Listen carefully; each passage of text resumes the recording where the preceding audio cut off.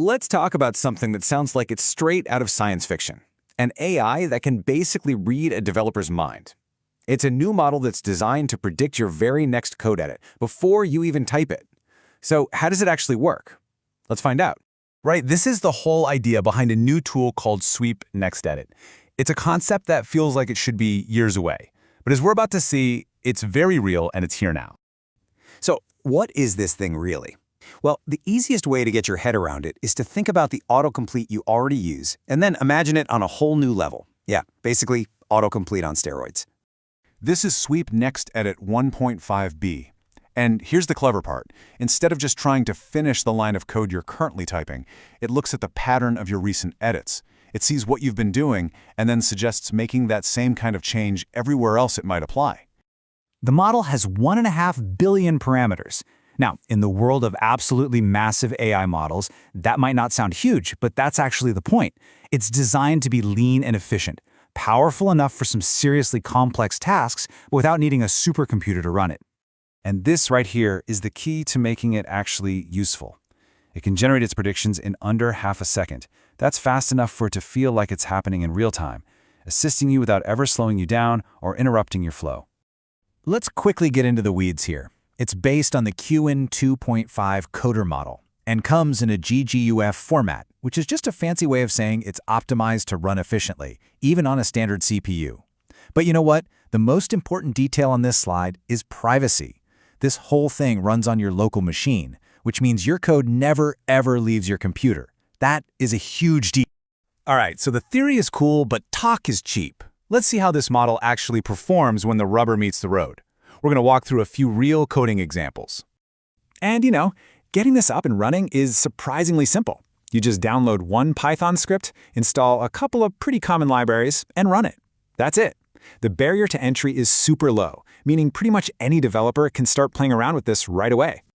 Okay, let's start with a really basic test. We want to see if the model can pick up on a simple, repetitive pattern. And for this first run, we're not even using a fancy GPU. This is all happening on a standard CPU, which just goes to show you don't need some high-end gaming rig to make this work. Okay, so here's the scenario. We've got two lines of code asking for user input. A developer manually adds the .uppers method to that first line to make the name uppercase, but they leave the email line completely untouched. So here's the question. Did the model learn the developer's intent? What's it going to suggest for that second line? And there's our prediction. Now, this is cool. It doesn't just blindly copy the .upper method. It actually understands the intent was to standardize the input, and it correctly suggests adding .lower to the email line, which, by the way, is a best practice for handling emails. That's a simple but surprisingly intelligent first step. All right, warm-up's over. Let's raise the difficulty. For this next test, we're going to see if the model can understand actual code syntax and structure, not just simple text patterns. For this one, we are going to switch over to a GPU to see how it performs, even though, as we just saw, it's not strictly necessary. Here, we've got two simple Python functions, add and subtract. The developer goes into the add function and adds type hints to specify that both the arguments and the return value are going to be integers. The subtract function, though, is left as is. So this is a much harder test, right? It's not just about adding a little bit of text to the end of a line. Will the model understand the syntactic structure of a Python function and replicate that pattern correctly? And it works perfectly. The model adds the exact same type hints to the subtract function. This shows it's not just matching text, it's actually understanding the structure of the code. This is an incredibly useful feature for maintaining code quality and consistency. Okay, now for the final test. And this is where a tool like this could be an absolute game changer for developers by automating repetitive and, let's be honest, boring refactoring. So imagine you have three similar functions for fetching data. A developer decides to add some error handling to the getUser function by wrapping it in a try-except block. This makes it way more robust. But the other two functions, getPost and getComment, are still left unchanged. This is the real test for so many developers out there. Can the model recognize this larger multi-line refactoring pattern and apply it to the other functions automatically? And the answer is a resounding yes. The model perfectly replicates that try-except block around both the getPost and getComment functions.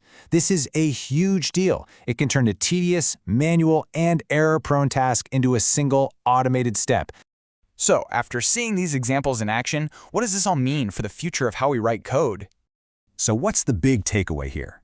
We have a tool that learns your personal coding habits in a real time. It does this all while keeping your work completely private on your own machine.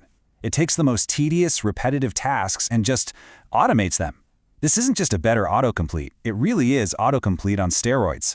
All of this leaves us with a final, pretty big thought. As tools like this get faster, smarter, and more integrated into our workflows, are we looking at the next fundamental shift in how software gets made?